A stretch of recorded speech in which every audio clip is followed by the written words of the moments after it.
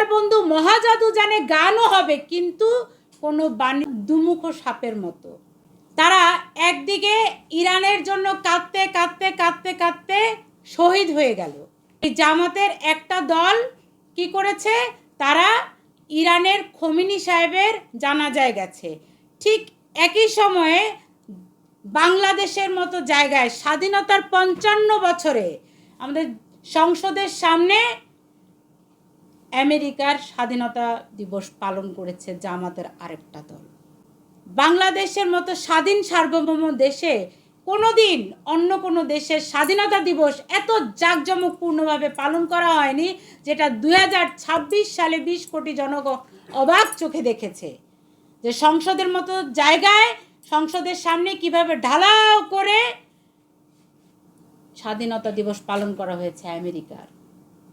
আমেরিকার উপনিবেশ বানানোর চেষ্টা চলছে বাংলাদেশকে। আমরা তো দেখেছি ইউনূস সাহেব কিভাবে আমার সোনার বাংলাদেশকে একটা চুক্তির মধ্য দিয়ে বিক্রি করে দিয়েছে। আমরা জানতে চাই যে কেন সংসদে আজ পর্যন্ত সে মার্কিন বাণিজ্য চুক্তি নিয়ে কথা হয়নি। কিভাবে কথা হবে? ইউনূস সাহেবের সেই কিচেন ক্যাবিনেটে তো উপস্থিত ছিল জামাতি নেতারা। ইউনূস সাহেবের সেই কিচেন ক্যাবিনেটে উপস্থিত ছিল তারেক রহমান সহ বিএনপির সকল নেতারা।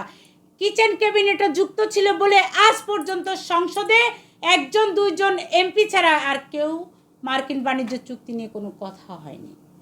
মালয়েশিয়ায় যায়, চীনে যায়, আরও অনেক জায়গায় যাবে, লোক দেখানো অনেক বাণিজ্য হবে। আমার বন্ধু মহাজাদু জানে গানও হবে, কিন্তু কোনো বাণিজ্য চুক্তি হবে না ততক্ষণ পর্যন্ত যতক্ষণ পর্যন্ত বাংলাদেশ ওই মার্কিন বাণিজ্য চুক্তির গ্যারাকলে আটকে থাকবে। কই, মালয়েশিয়া তো মার্কিন বাণিজ্য চুক্তি থেকে বেরিয়ে গেছে, অথচ বাংলাদেশ বেরোতে পারেনি। আমরা আজও মার্কিন সেই বাণিজ্য চুক্তির ভিতরে ঘুরপাক খাচ্ছি। কেউ এটার বিরোধিতা করছে না, না জামাত, না এনসিপি, না কেউ, কারণ সবাই মিলে ইউনূসের সেই কিচেন ক্যাবিনেটের ভিতর ছিল।